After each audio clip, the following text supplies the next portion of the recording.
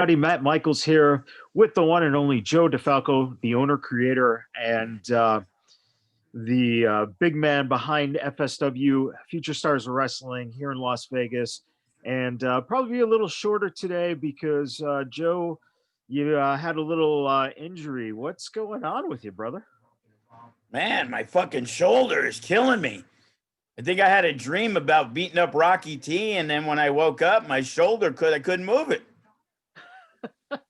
uh, you know, you're a healthy man. Well, I don't know if you can go that far, but physically, you're not taking bumps. You're not lifting anything too strenuous and stuff, and yet you have a little injury like this. Does this make you appreciate more when you see what some of these guys who are over, let's say, the age of 40 are actually, not just in wrestling, but in pro sports in general, are able to do nowadays? Is that something that you never thought? You remember back in the day when a guy like Joe Namath, uh, he hurt his knees so bad that his career was so short because of something like that, and you're just experiencing regular pain. I mean, how is that respect for athletes nowadays? well, it wouldn't be above 40. I when my shoulder hurt, the first thing I thought of was Brandon Gatson and Matt Vandergriff. And it's like, man, I feel like those guys, but at least they were killing it in the ring, landing wrong, whatever it was. But, knowing that a Gatson wouldn't be back for 3 months and Vandergriff's trying to fast track it and be ready for our next taping on the 14th. He claims he'll be ready for our Halloween show this coming Saturday, but it's like, relax, just chill out. We really need you for November 14th. Speaking of that Halloween show coming up this Saturday, is there any matches that have been set that the fans should know about? Well, we are having Death Proof versus Creature Feature, which is a good little Halloween match, we think. It's one of our favorite shows because we do our Halloween gimmick battle royal. I've secured the services of RVD and Katie Forbes, not the real ones, of course, but the gimmick battle royal. And we got a lot of younger wrestlers, which is also going to be a lot of their first opportunities for some of our younger students to get to be on a show, for however short it may be. We got a Shelton Benjamin and everybody wants to be a Cena. And, I'm curious because in the past, some guys have really gone all out and have looked phenomenal while they were dressing up as their character. It's always a fun time. In the past, we'd have Leon Hayter, who did a really, really good imitation of what's his name, the ring announcer from WWF for many, many years. And recently, Howard Finkel. Yes, Howard Finkel. He did the Fink, and it was just a fun time. It was funny because the Battle Royal lasts about 4 minutes, and the introductions actually last about 15 because of the fact that it is one of your all-time favorite wrestlers. So we give everybody a full intro when it comes to it. So, and it wouldn't be complete with a Halloween show without a casket match. Unfortunately, it's probably going to be a little bit more random this time than in the past, but Rocky secured a couple of legit coffins. So, we've been discussing the first ever, tag team coffin match. That sounds amazing. With something like that, when you're kind of coming up with the concept, is something like that both men have to be in the casket, or what happens if one from one team and one from the other team gets closed in the casket? We haven't figured that out yet, but I've always wanted to do a tag team ladder match where one guy from each team grab the ladder, grab the belt, and wondering if that would Yeah.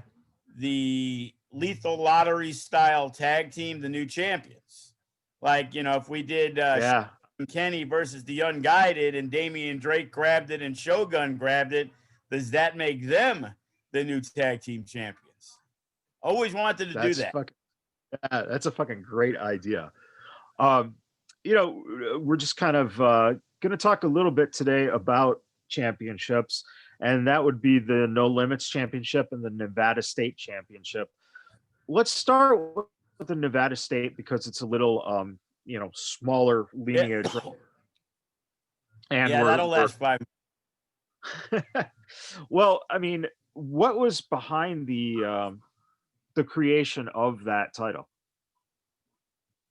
Well, we had the belt. There was a guy named Eric Walker who came to Las Vegas years ago, and just like many others, he thought he was going to walk in and start this wrestling promotion, and it was going to be a big deal.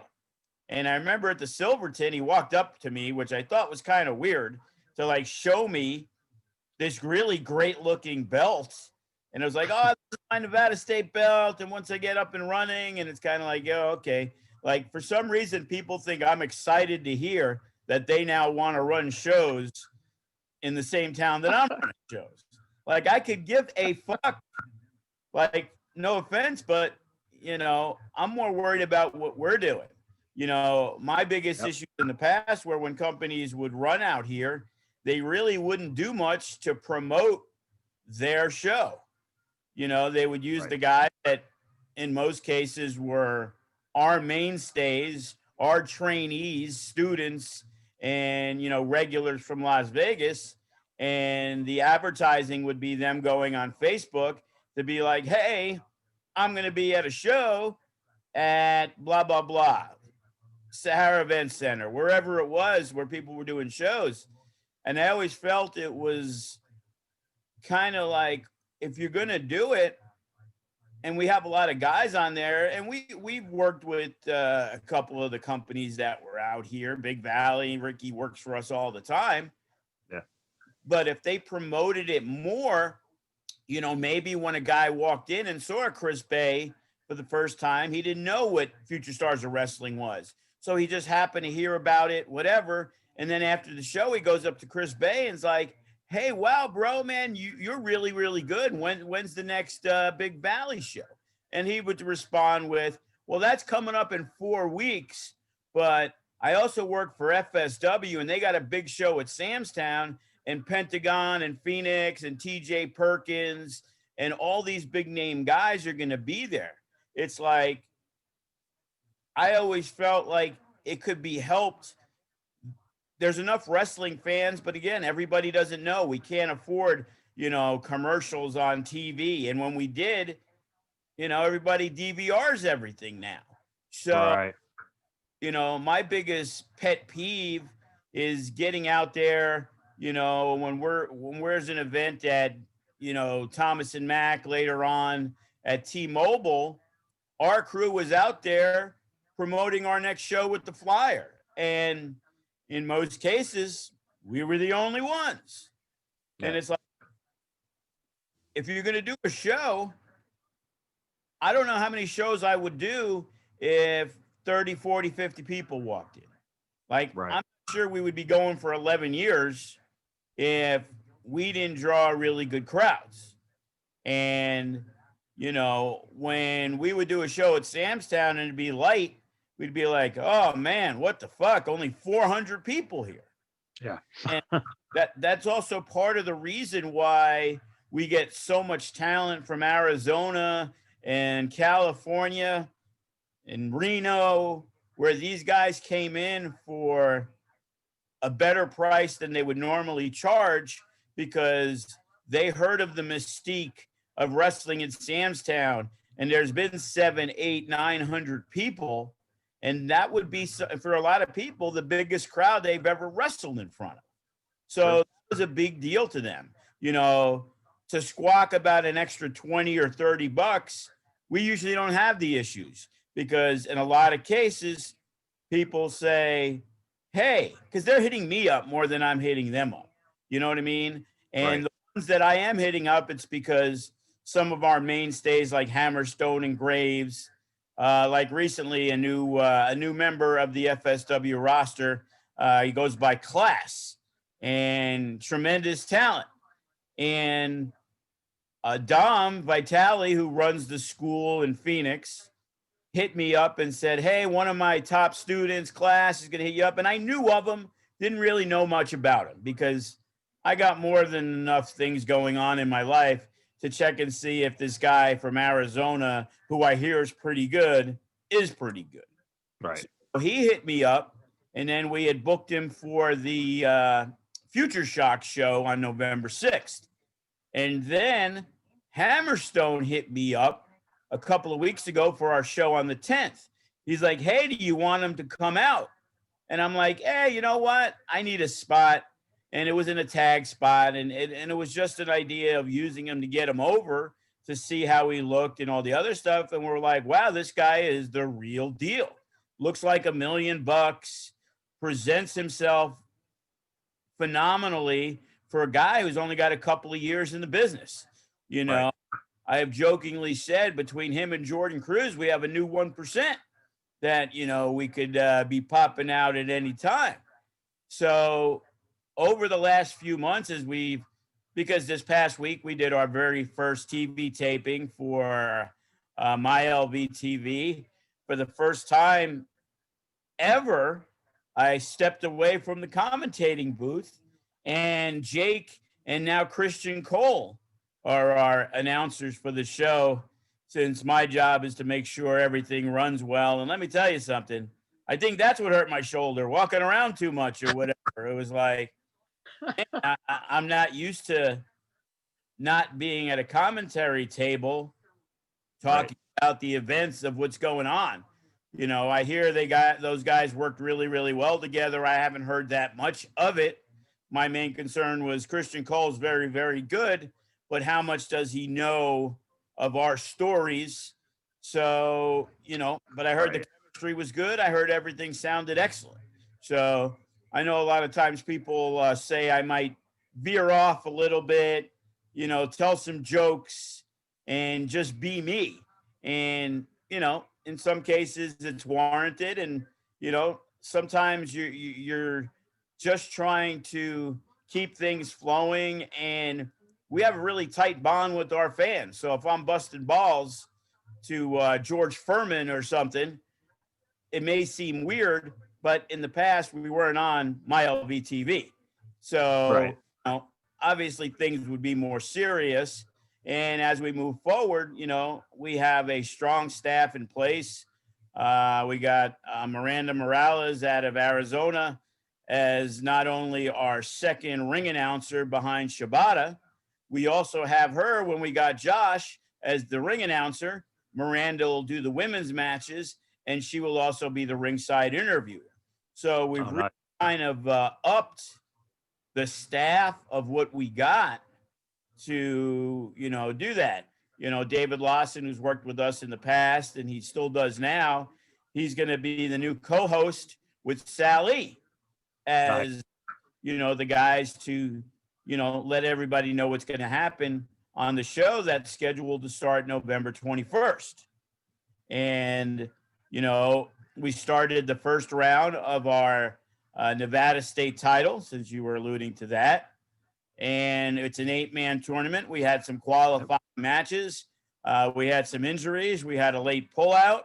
And all 4 first round matches will be broadcast over the first 2 weeks of television. So, you know, we're looking forward to that. There you go. And, you know, on our next taping, you know, on this one, we had so much going on. We didn't have our heavyweight champion, Graves. We didn't have our tag champs. You know, Kenny's in the bubble in Ring of Honor. Lacey's getting a WWE tryout. So the only champ we had on hand was Ice Williams. And initially, he was just going to do a promo about what we're looking to see with him and Funny Bone. But I felt if we're going to only have one champion there for the first 2 weeks, let's open the show with Ice Williams, who got to wrestle a one-on-one non-title match against one of our younger guys, Dynamite Damon, who, has had some really good stuff. He's had a couple of bumps in the road, and that's what happens when you've only had a few matches. But they had a really, really good match, and I think it was a great way to kick off our first match in our return to television. Yeah. And nothing better than Ice Williams to break the ice. So yes. And you mentioned Graves. Graves was the first Nevada State champion. A very, very small lineage. We have Graves, Sefa Fatu, Hammerstone, and then Douglas James. Douglas James, he just basically announced the other day that he is moving on from wrestling, which I know here in Las Vegas, a lot of the fans were big supporters of him. I know that you were a fan of his work as well. What would you say if a wrestler comes up to you and they say that they're going to be moving on? What kind of advice would you give them for finding that next phase in their life, and whether it be a new career or something otherwise that they're looking for? Well, with Doug, it was pretty disappointing because Doug is a tremendous talent. In a very short time, he reached a lot of his goals, wrestling for AAA, wrestling for the Crash, wrestling for MLW. And unfortunately, he had a blemish on his record. And when there was stuff going down, he was accused of some things that he has taken full responsibility for, Yeah. which a lot of people haven't done. He took care of them, he stepped away and he, seek treatment. And we were hoping that down the line, because we've had a few other guys that there ain't no fucking shot in hell for those motherfuckers to ever step foot in one of our rings. And Doug was a totally different story. Yeah. Time heals wounds in that situation. And he had made a post a couple of weeks ago about being offered a match. And, I'm the most honest guy in the world. That was me. I hit him up. I thought time was ready. He was feeling good. He was doing good. He took the necessary steps. How long are you going to punish somebody? He did everything he could to make amends, and he felt he wasn't ready. I felt that somewhere down the line, and maybe it's the selfishness in me, but I still feel somewhere down the line, we may see him back in an FSW ring. But when it comes to advice, it's the same thing with younger guys. You need to do what's best for you. This is a tough business, and even some of our best guys will go no farther than wrestling in SoCal or Arizona. And in reality, they're not going to make a living. They're going to make a few bucks if they sell some shirts and got some good merch. Yeah, they could make it a good second job, but in most cases, it's not going to be their first job. Guys like Hammerstone, I remember Brian Cage, they all had regular jobs. The Reno Scum, Thornstowe, I believe he's still a nurse, and that's something he's been doing for years. And now, instead of wrestling as his second job, being on Impact, he probably makes an extremely good living because now he's still kept his job, got his insurance for his family. And, with the Impact schedule, it's only, 3 or 4 days a month. Yeah. Sometimes it's 5, but that's for 2 months worth of tapings. So he's able to do very, very well for himself. Brian Cage, he was a guy who came out and drove from Fresno for me the first few times for $75 by himself. Now he can ask $1,000 and people will pay it. Yeah. I still try to get him for way less, but that's why I haven't seen him in a while. But hey, you never know. Me and Brian have a great relationship. Sean Ricker, now Eli Drake, Chris Bey, Cross was the same way. We would get the hometown discount because we gave them opportunities before a lot of other people. And Right. been very fortunate in that spot. But you have to put your heart and soul into this. I see too many guys come in, and we're a business, okay? You want to pay $250 to come train and show up 4 times in the month. Who am I to tell you that when you're here the 4 times, you do what's asked of you, you do the drills. Maybe you're not progressing that well, but if you want to pay the next month, who am I to tell you no? Right.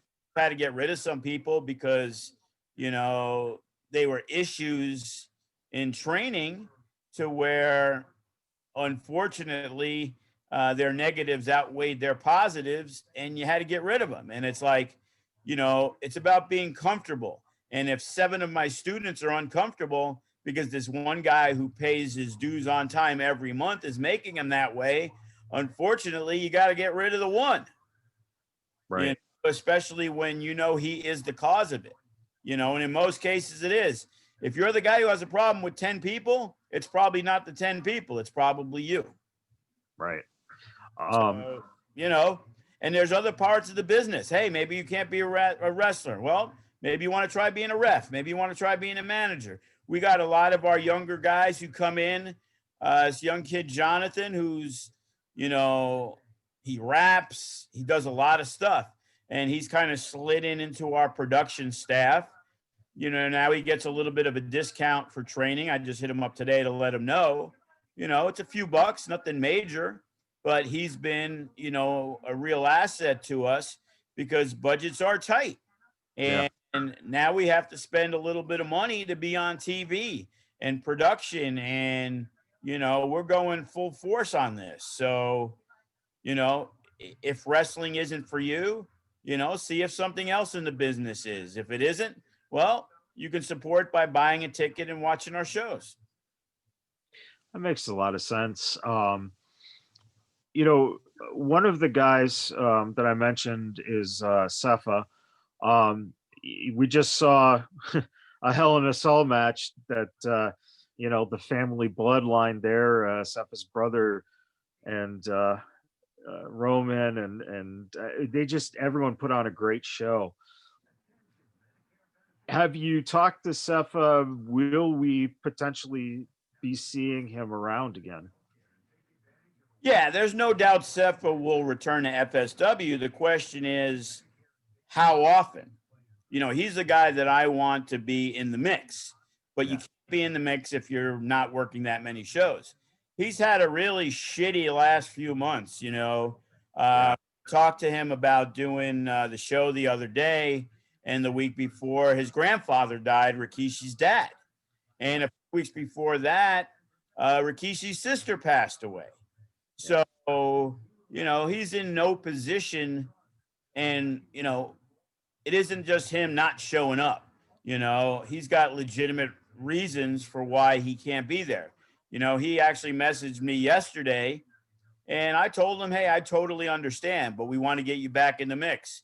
Hopefully, we got TV tapings. We got some good people coming in. I got Brian Pillman coming in at the end of November. And, we got some people coming in for, the Halloween show. And we're talking with GCW, who's looking out and coming out here in December. Oh. Outdoor show. And I told him, I'm like, dude, it is fucking freezing out here. Just so you're aware. Well, what about the afternoon? Well, it's still 50 degrees, maybe less, depending on what day you're talking about. I remember last year we did beers and body slams for a Halloween show, and it was cold as fuck. Everybody was wearing like jackets while they were wrestling. Yeah. And it was a fun time. It was dark, but it we had the lights down on Neonopolis, but it had to be 30 degrees. Yeah. So, if I said we ain't running shows after, October something anymore, it's hard because, they want to use the ring. They want to do a double header. We do one show, they do another show, but December 5th, boy, that's going to be tight. Not that anything's confirmed yet, but he's talking early December. And it's like, yeah, I'm not real sure, because we also have an event going on that day at the FSW arena.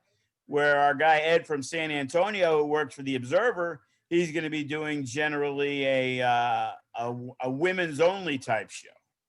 And he's got Priscilla Kelly and Kylie Ray, and he's got some good people. You know, Lacey Ryan will be there. I believe she's wrestling Nicole Savoy. So there's really good talent coming up. Just like we're starting our women's shows back up on November 20th. And we got Katarina coming in, and Lacey's going to defend the title. And we got some outstanding talent that you may not have seen in an FSW ring before. Ruby Reyes, Miranda Alizé, Delilah Doom.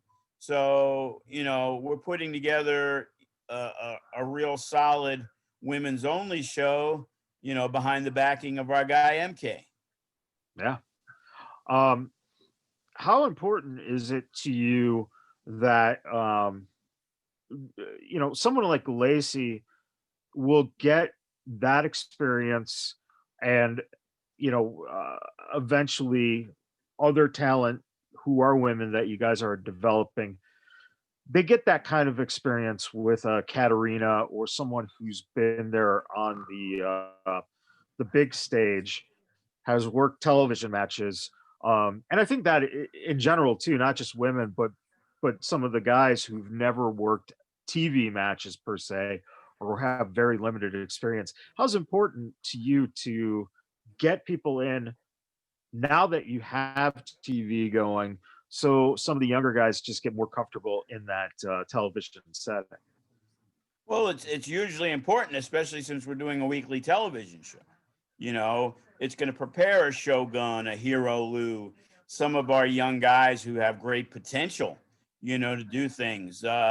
You know, the R&B, formerly known as the Bonus Boys, you know, they've been getting a lot of work on Primetime Live. They're going to be on, you know, tonight, even though this will Tonight, be tomorrow. You know, yeah, they're wrestling the Bodega, which is Danny Limelight, who's the guy that yeah, we're looking to bring in. Some issues this past week, so he wasn't able to make it. But those guys, Remy Marcel got to do a Primetime Live a match. Lacey Ryan got to defend the FSW Women's Championship on Primetime Live. So, you know, the continuity is definitely there.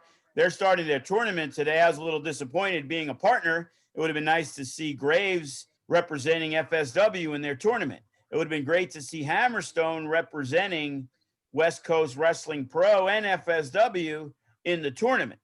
yeah, You know, but it is what it is. You know, Hammerstone's been focused on there.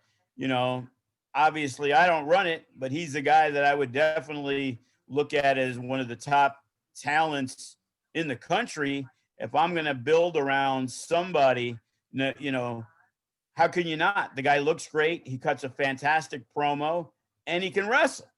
yeah, So, you know, that's the trifecta right there. And, you know, as you know, you're not going to hear, you know, someone talk better about Hammerstone than myself.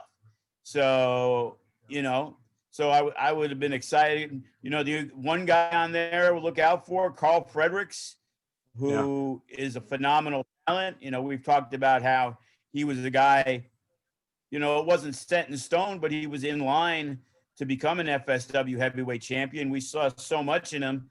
And when New Japan scooped him up, as good as he was when we were using him, he is so much better. And that's not a knock. He was awesome before, but now he's a yeah, major league wrestler.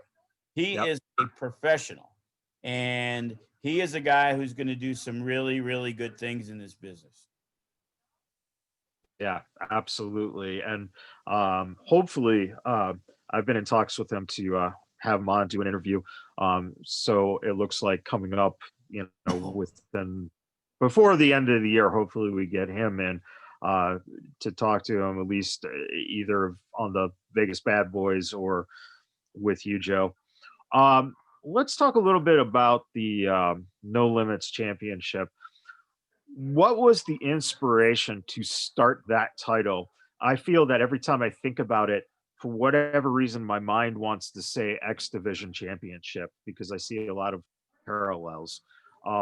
What were your initial feelings in terms of how you came up with why the title is called No Limits, and what that title means to the potential of someone who has it going on further? Well, the idea behind the No Limits, you're 100% correct. It was based off the fact of the X division. We had our heavyweight champion, we had our tag team champions, and I felt if we had a cruiserweight division, that would limit a lot of guys that were in between. And at the time, we had a guy like Brandon Gatson, who was a bigger guy, but he was athletic as athletic can be. And further along, a guy like Willie Mack. And the idea of the No Limits, differentiating itself from the X division is it's no limits. We're not concerned that you could be 250 pounds and be a no limit champion. While a cruiserweight is a set weight, and that's what it is. And in most cases, in independent wrestling, it's hard to find a bunch of guys that are 230, 240. We always joked about Daivari. When he was in WWF, he was one of the smaller dudes. And he would even say, when he worked the independents, other than FSW, he was always the biggest guy in the locker room. And he's massive wide, but he's probably no bigger than 5'8", and jacked out of his mind, obviously. But he, to me, would be a cruiserweight, maybe, but he doesn't wrestle like a cruiserweight, and he's a heavyweight. While Willie Mack is 280 pounds, and it's hard to find somebody as athletic as him. So he would be a guy that would be in the No Limits division, while Daivari would be a guy going after the heavyweight championship. Yeah. And, we had a good niche with that. And, I see a few other No Limits championships elsewhere, not that I created it, but, and I would assume that's the reason they do it also. It gives more flexibility on who you put in there.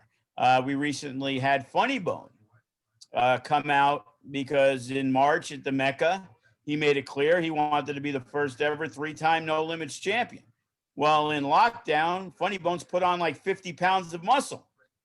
So technically, he is no longer a cruiserweight. He's still Funny Bone, and he is going to be going after the No Limits championship. So, and there's a lot of talent that way. We have a lot of young guys that, we've been moving along, and that's where they're going to be at. And, we've been fortunate. A lot of times people think No Limits division. So, it's the Young Bucks, it's Alex Shelley, it's Chris Sabin, it's all this high flying crazy stuff, but not necessarily, because our lineage, Jack Manley was not a high flyer. Saiku was extremely grounded. Remy hit his frog splash, but other than that, he wasn't a high flyer. Jacob Austin Young was a guy who did a lot of fast-paced Japanese-style wrestling. Damian Drake, to me, was probably the most guy, No Limits, X Division, that when I think of it, that's what I see. The Rascals, not that they work for us that often, but the Rascals are that type of thing. Chris Bey, guys that are highly athletic, and they could pull a move out of anywhere. And, that's what we kind of based it around.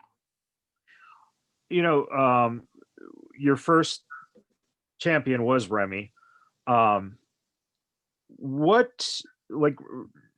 think Remy was the longest too, it looks like. Yes, 1 year and 6 days. What does that do for you when you're able to have a guy like Remy who can hold a belt for that long? Does that and have various titles, throughout the company. Is that something that is based on Remy's his actual work rate and what he means to other guys who work with him and making them look good? Or is it a little bit based on the fact that there is such a strong connection to Remy in Las Vegas that you can put a title on him and fans will just gravitate to him? Initially, absolutely not. I barely knew who Remy was when we did our No Limits division. And at the time, Remy Marcel won the ladder match to become the first FSW No Limits champion. Okay. And at that point, there was a couple of local guys. There was the Iron Lion. There was a guy named Rick Ellis from SoCal who was tremendous until he blew out his knee. And a Funny Bone and a Legacy, some of our early guys. But at that point, I felt that was the right decision to make. And then we transitioned probably to the first ever Cash in the Bank that we did. Cash in the Case, sorry, no copyright infringement here. And Legacy cashed in at one of our first Big Sam's Town shows. And we've utilized the Cash in the Case on numerous occasions, to put people in the positions to become champs. Remy was in the right place at the right time, per se, when he was a very short reigning heavyweight champion. The idea was Eli Drake, Sean Ricker, was going to be a long running champion after finally taking out Tyshawn Prince, which, he was a monster who never gotten pinned in, almost 2 years in FSW. And, as I've stated before, Ricker was winning the title at a match at the Silverton, but the day of the match, he told me he just signed with WWE and was leaving in 3 weeks. So we felt that regardless, we had to make the switch. And when we found out Ricker was available for a show 2 weeks later, the perfect guy for it was Remy Marcel, because now he had gotten the fan base. They loved Remy. It was the Fro. Just like we did our Big Dusty finish with Tyson Tyler, that when you see the footage, the crowd went berserk because that was when we were getting ready to merge the FSW Arizona title held by Tyson Tyler with the FSW Vegas Championship held by Alcatraz. And the show before, we had Remy wrestle Tyson Tyler. And Johnny the Bull was in one corner and Franco D'Angelo, who was one of our champs in the past, in the other corner. And there was a spot with the referee where Franco went to kick Tommy Zuniga, who was our referee at the time. And he ended up not kicking Johnny, but he ended up kicking the ref. The ref goes down. Then Johnny tries to get involved. Then, of course, the big mishap happens, and Remy's able to roll him up. A new referee comes in. 1, 2, 3. We got a new FSW Arizona champion. The crowd goes bonkers until Tommy wakes up and disqualifies Remy because Franco D'Angelo kicked him in the balls. So, in most cases in wrestling, it's right place, right time. Yeah. And despite the relationship with Remy, him getting things were not because of the relationship, but because he was the best man for the job. And when they were a tag team with the Whirlwind Gentlemen, it was a similar situation. I don't remember exactly what it was, injuries or whatever was going on with the Scum. So we were going to move on from them and felt, hey, here's two over guys. Because I always joke about how they weren't a great tag team when they won the tag titles, but 5 months into their reign, they really started to gel and they became a really, really good tag team. They embraced it at that point. Jack was the, guy from Alaska, he was like the lumberjack, and then all of a sudden he comes out in the matching suit with Remy Marcel and they really played up, the sharp dressed man. And then they went into different song after that. So Remy's been around a long time. When he came back from China, he really reinvented himself because there's only so much you could do with a guy who's, I wouldn't say a comedy figure, but he's that happy-go-lucky, underdog baby face who the crowd loves. But how many times can he escape? You know what I mean? It's like you got to move on to something different. It's now 2020. And then he had gotten a different gimmick in China and was the New York legend. I wasn't a big fan of it, but he really grew into the role. And, it's funny because him, Hammerstone, and Graves were technically heels before the pandemic. And now all three are baby faces because the crowd, is enamored, shows their respect. The crowds are smaller. So it's really all our hardcore fans who come to these shows with 50 or 60 people.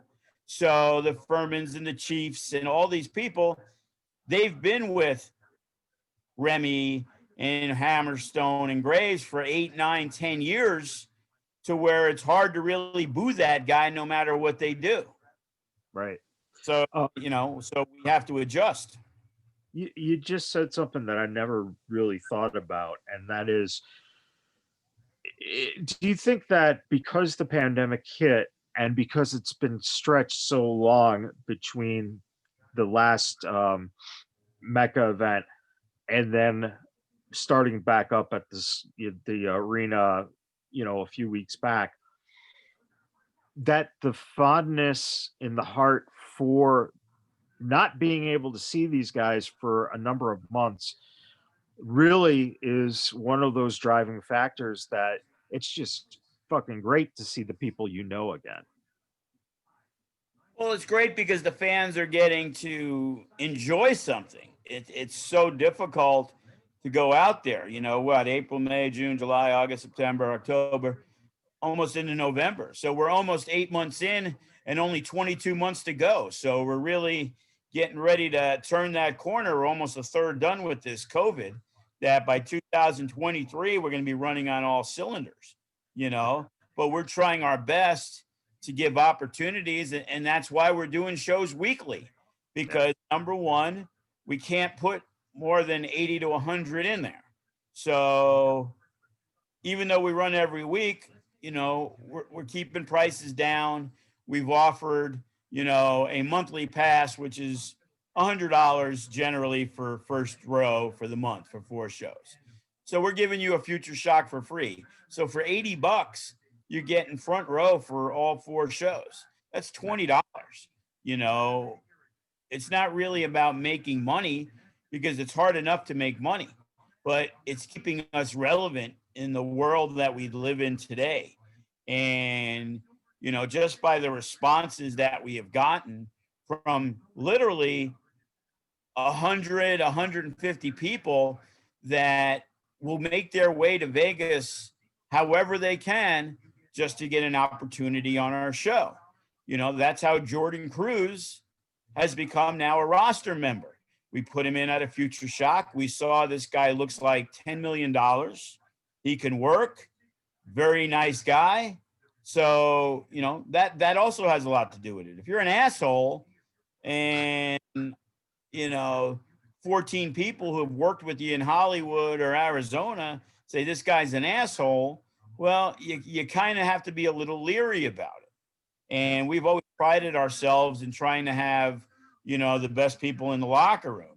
And if you're an asshole, I sure hope you're not an asshole around Graves, because he'll beat your ass. So, the thing is, we expect a lot. I give a lot of freedom, sometimes too much freedom, where guys feel it's okay to overstep. And now with TV, we've kind of had to tighten the noose, because this is what we need. You want to be on TV? Awesome. If you don't want to be on TV, or this is not for you, I don't give a fuck. Like to have you, but I have 30 other guys eagerly awaiting for that next spot. Sure. And this is a great opportunity, because not only does it get it back on the TV market in Vegas, there's talk of maybe the show airing in Reno, and then down the line, FSW has wanted to go back to Phoenix, where we love working, and then maybe a SoCal or Reno, to do a little triangle Friday, Saturday, Sunday, because I see companies like GCW and a lot of these others that, despite their roster, and I'll put my roster up against anybody's, and I see that their roster, which I'll be honest, I feel ours is better. You know, they got some name people, but they rotate in a lot of different guys, but it's their brand that gets people to go to their show. We have a great brand in Vegas. We have somewhat of a brand knowledge for people outside of Vegas, but nowhere near as much as them. And, you know, they'll run a show tomorrow in California and they'll get their 250 people if that's the limit. They'll come to Vegas. You know, they were using a smaller venue, but they sold it out because they were running a smaller venue. Instead of us running Sam's Town, if we ran a 200-seat arena, we'd sell out every show. So, but we're trying to get that 600, 700, 800. They know where they lie. And, you know, a lot of the stuff that they do, I pay attention to. And marketing wise and promotion wise, they're doing a really, really good job. You know, I'll put our production up with anybody's. You know, I'll put our production up with anything that I've seen, and I'm including some of the video packages that we do compared to a Ring of Honor or Impact. You know, that's not anything negative because they do an excellent job. But I believe we actually do a better job because our budget is like 1/20th of what those companies could put out there. So without having any budget whatsoever, we have put out some tremendous, tremendous stuff. And I feel very respected when I hear guys that have done big things, like Kevin Kleinrock, who, you know, basically ran the Lucha show that was on MTV years ago, and they're part of the Masked Republic, and he puts over our production. I remember always arguing with my kid about it because, you know, he always wanted to be better, and it's like, Joey, you need to understand, for what we do and what we have, we're doing tremendous. And it's like, you know, people are stepping up. We now have a mobile app. We got the guy Ben, who is now putting together with Tom Crawford, our web guy, on doing a FSW network. Now, I think that's great and all, but if we expect that to do well, we need to be known everywhere in the United States. You know, it's not going to be successful because our regular fans who buy tickets to every show, who now watch every television show, and who might buy our network, those aren't the people we need to succeed.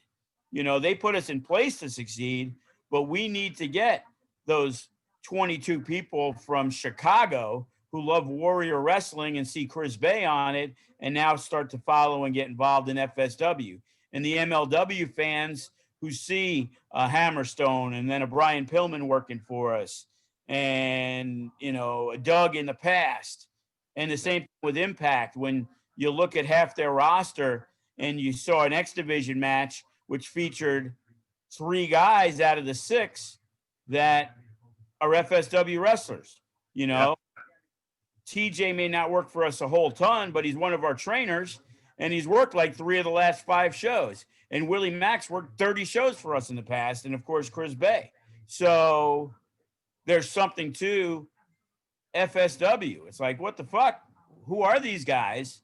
And, you know, there are some company in the desert of Las Vegas which doesn't have a huge amount of people, yet somehow they churn out more talent per capita than I would say any company in the United States. Because when you look at homegrown guys, Hammerstone, Graves, Cross, Bay, Sefa, those are homegrown guys. Remy Marcel, Funny Bone, the former 1%, you know, Damian Drake, Vandergriff, all these guys have worked for the major companies, and they train specifically in FSW. Yeah. Speaking of along those lines, one person that stands out to me on the list of champions for the No Limits title is Nick Bugatti. Um, how how how did Nick work his way to get that championship? Did you see a pattern of growth through him? Was it was it something with him that it was uh, long time coming, or was it just again a timing and just the right person? Because I think in that instance, Bay won the title, and then basically it flipped right over to Bugatti, right? It happened, yeah. So Chris Bey will probably never have that record broken of shortest no limits champion in the history of FSW. I think his title reign lasted 3 minutes. Oh, if that much. But obviously beforehand, we had Nick win the cash in the case. And, Nick has always been an opportunist. Nick worked hard. I remember some early on issues we had with Nick in terms of, I remember saying something that somehow people took offense to, that then said to Nick, "Oh, I can't believe it." And the response I made was, "Yeah, Nick Bugatti, he's such a good jobber that it's really hard to take him out of that role because there's nobody that can sell and do such a good job of making somebody else look good." Yeah. So now it's perceived that Joe thinks Nick Bugatti is nothing but a fucking jobber. And again, that's how people like to interpret things to stir the pot a little bit, Right. and none of that was said. And I remember a little bit after that, Nick actually did go over to 3PW. Greg Romero, they came into the office, and Nick was still a student paying dues, and he was told that over there he wouldn't have to pay dues, and they would actually pay him to be on shows. So again, a lot of these guys looked at that company as, well, Joe doesn't pay well, we pay to train and this and the other thing. And it's like, okay, well, I'll throw you 20, $30, but you still need to pay your 100 a month instead of not paying at all. You know what I mean? Or Right. paying 50 Right. as a gym fee. It's how you want to look at it, where, oh, Joe doesn't show you guys any worth because he doesn't pay you. But 6 months ago, you were paying 200 a month to train, and now you're paying a gym fee of 40. How about you still pay 200, and I'll give you 20, $30 a show? I would make out better in that deal. But Right. people want to look at things the way people want to look at things. And as I've stated 10 million times, somebody asks me a question, I will give them 1,000% what I think, why I think it. If you're asking why you're putting this guy over today, what is it leading to? I'll generally give you that explanation. And if you're not ready, you're not ready. And if Right. you are ready, this is what I'm looking to do. And I'm not sure what went about it, other than I thought it would shock the crowd because Chris Bey was really starting to get over. And it Right. was like having Chris win puts the crowd in the edge of their seat. They're going crazy. And then all of a sudden, for be taken away from him like that was pretty amazing, because the Chris Bey thing was he also won the tag belts and didn't even get a chance to defend them because Nino Black had to go elsewhere and he was gone for a while. So, which Man. Chris Bey being in the Against All Odds Rumble, where he Right. actually won, but then lost the match against Hammerstone. So, Chris is a guy who's held the heavyweight, the tag team, and the no limits, but a lot of people could go right under the wayside because within 3 weeks he wasn't tag champ anymore, and within 3 minutes he wasn't a no limits champion. So people forget. I just got to say, and this is very, very important for anyone who's watching and wants to be a student of wrestling, period. you just brought up a very good preparation point, and that is Chris had those very quick, runs or very quick, turns of the belt over. Yeah, almost as quick With as his Impact run. exactly what I was just going to say. And that I think is like, what you basically did was train Chris to know, hey, this isn't a knock on you, man. This is business. And to go up to that next level and be able to do that, and still you see Chris, talking about the new gear he's getting. He makes himself look like $1,000,000. He wrestles like $1,000,000. And that preparation is so important. And I am like very, very grateful that he had the opportunity here to learn how that feels and how not to take it as an ego deflation, just as I'm sure with his reign as the heavyweight champion at FSW, he knows that if he gets the title, whatever title, big title for a long time in a major company, that it won't affect his ego as now, he's getting all this shit handed to him, blah, blah, blah. He'll always be that same person that he learned through training at FSW, and that's fucking remarkable. Well, there's no doubt about it. But you also got to remember he had a tough life growing up, and it was a struggle.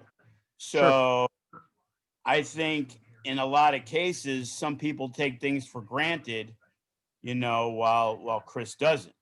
You know, Unfortunately, Chris finally got to the level that he's always dreamed of, and basically got stopped in his tracks because of the pandemic. Yeah. Things shut down. 2020 was his year. He got to wrestle Tessa, and he had just come off wrestling some big matches, but he was the FSW heavyweight champion. He had beaten Kevin Cross.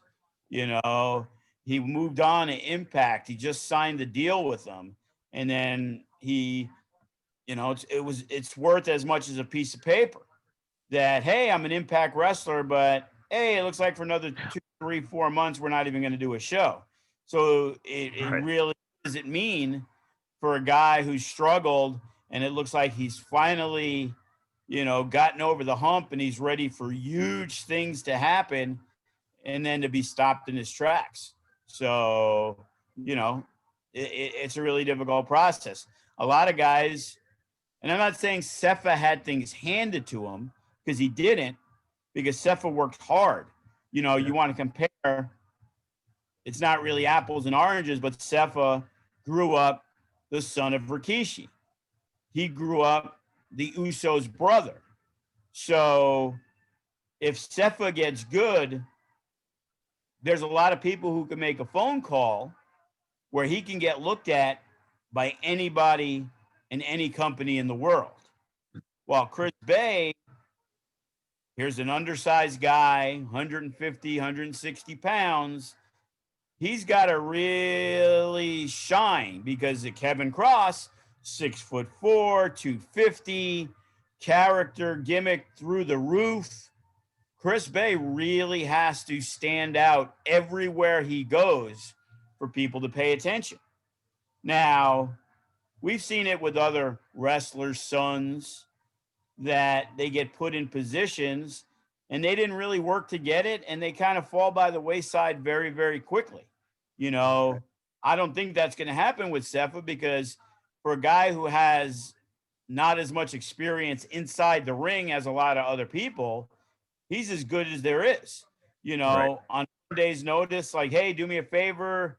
Pillman can't make it for the Mecca. We're at the Comic-Con thing, the Toy Con, wherever it was. And I hit up Sefa, and he was there. We were talking for a while about moving forward, and then a spot opened. He took the spot and he put over Willie Mack like a champ. And it was one of the best first round matches of the night. Yeah. Because he can go. And it was a great match. Actually, I believe Jake just put it up, the free match on YouTube. Check it out. Sefa and Willie Mack. Check out Sefa and Graves when he won the Nevada State title. when Rikishi made an FSW appearance and gave the stink face to Sally. And that was the babyface turn of Sefa Fatu, who was getting hugely popular with the fans because they saw another guy that they never saw before show up at FSW, and they're like, oh shit, here's another guy. He's going to be big time soon. Speaking of big time soon, the other two names that kind of stand out to me and were the recent is Damian Drake and Ice Williams. With Damian, obviously now him and Vandegrift together, they're working on these characters, cultivating the persona of the Unguided. Ice has his, whole smooth character going, which is really a persona of Ice. What is it about those two guys as compared to some of the guys like, Cutthroat Cody, even Bryce Harrison or Gatson, Jack Manley, even, these guys are, kind of established guys, worked hard, et cetera, et cetera. But I start seeing guys like Damian and guys like Ice, they have the potential to go to the next level. Is it something that you're starting to look at this belt as not only being a projection of possibly going further in FSW to the heavyweight title, but really kind of being the preparation for that launch pad of having some kind of title in a major company? I look at every champion that way, to be honest with you. And, maybe not every champion, but a lot of the champions, when it's the heavyweight championship, obviously it's the marquee belt. It's the big deal, but when we make the decision on who's going to be the next No Limits champion, we want to have guys that are ready. In a lot of cases, some of them are just happy being a Vegas superstar. Right. Some don't have the dreams of, they have a dream of being WWE, but that's not what they're geared toward doing. So you have to put guys in the right position. Damian Drake was a guy who's been with us at the time before he became No Limits champion, 5-6 years probably. Early on, he became tag team champions. We all know Spider carried that tag team. You can't tell anybody differently. But Damian Drake excelled, and Damian Drake became bigger than that tag team.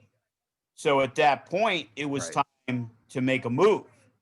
And when we made that move, Damian Drake was the kind of guy that, despite not really having a No Limits champion that way, Damian Drake was the epitome of what I thought, the No Limits title is going to be. It's going to be that guy who's going to fly around and do a lot of high risk moves.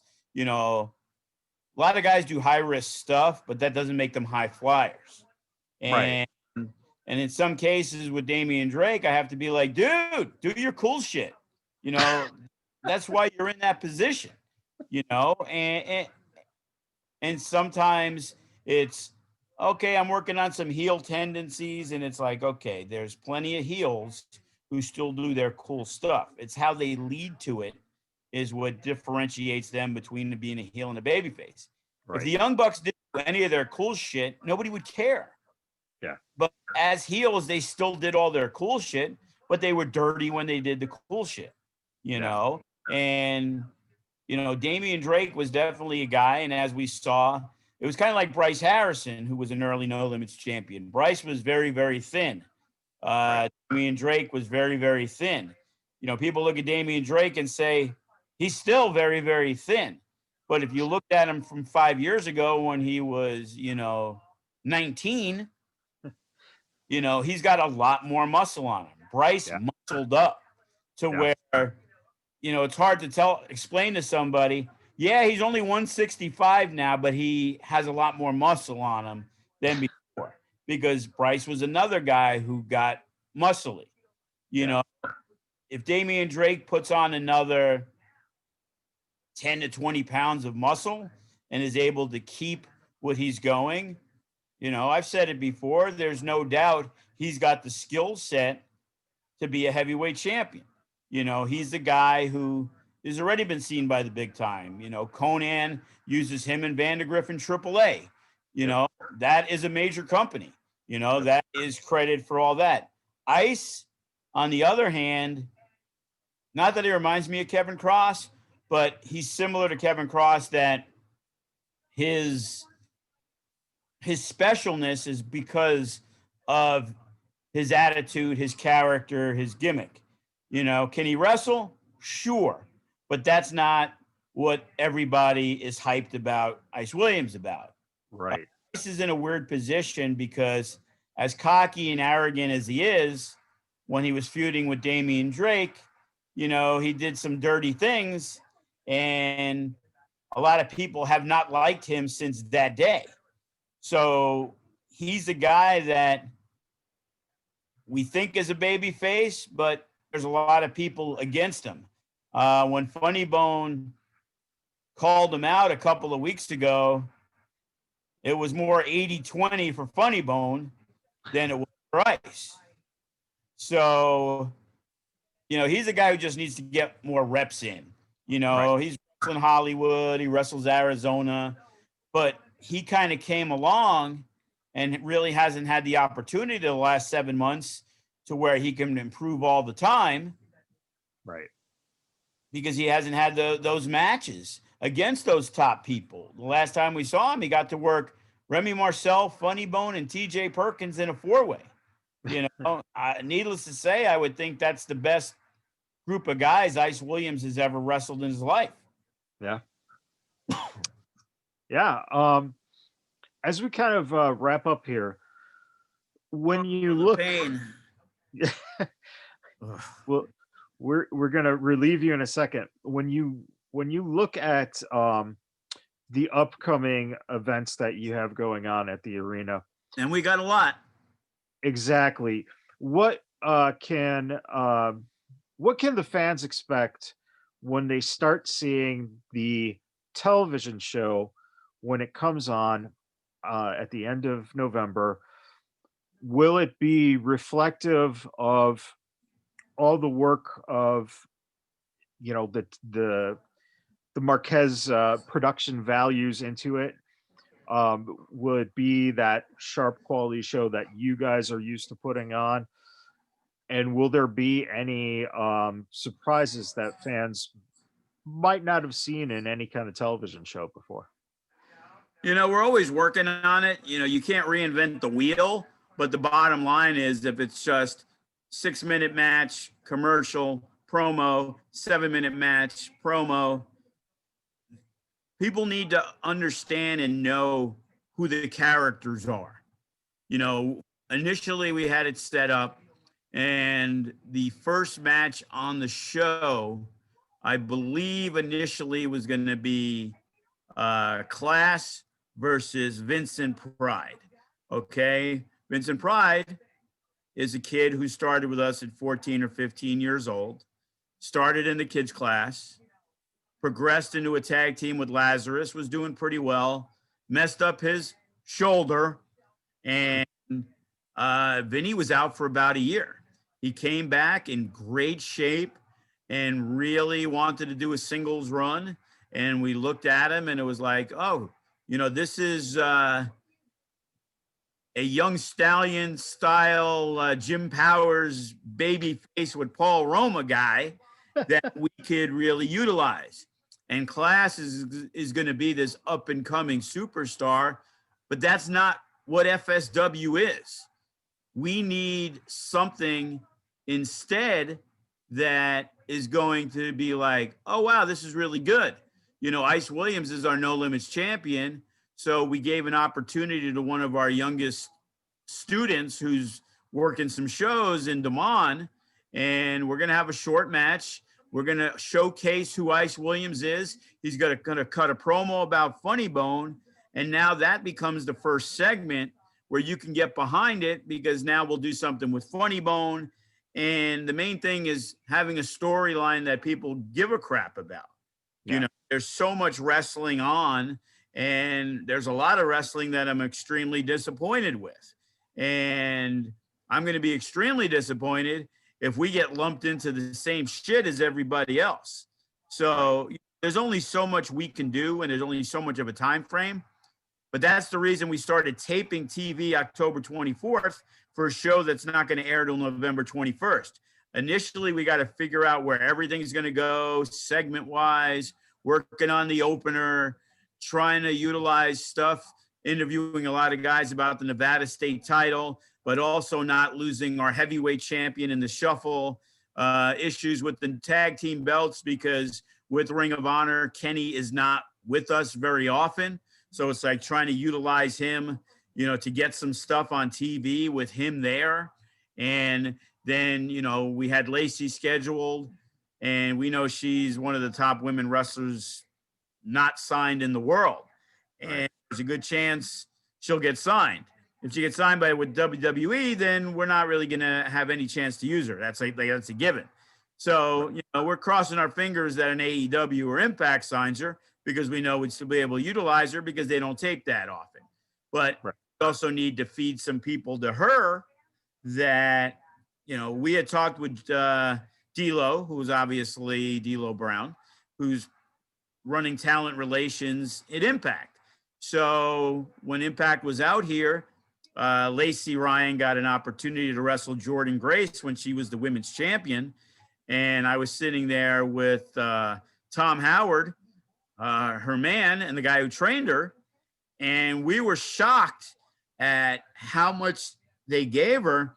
Yeah. What an equal match that they had, that we were hoping at the women's show, we would have a rematch, Lacey Ryan versus Jordynne Grace. But it turns out that on November 20th, when we have the women's show, that Impact is taping. So there's going to be some matches that you don't see at the taping per se, because we're going to pull them from the women's matches.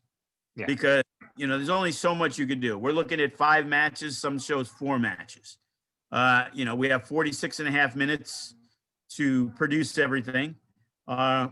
When you ask about production-wise, it's all our production. They are working with us, but that's after they get the product. You know, they'll put things in place, they'll add certain things, but we give them each segment, and they basically put it out through there. They check for the times because of the legalities. They're handling the closed caption for us. So there's a lot of excess costs that they're actually picking up. So they're actually doing a lot more for us than I initially had thought. John Roberts, who kind of runs things now for Marquez down there, he actually drove all the way to California to check and see what we were doing, brought us some lights, and went back home before the show even started. So they seem to be fully on board.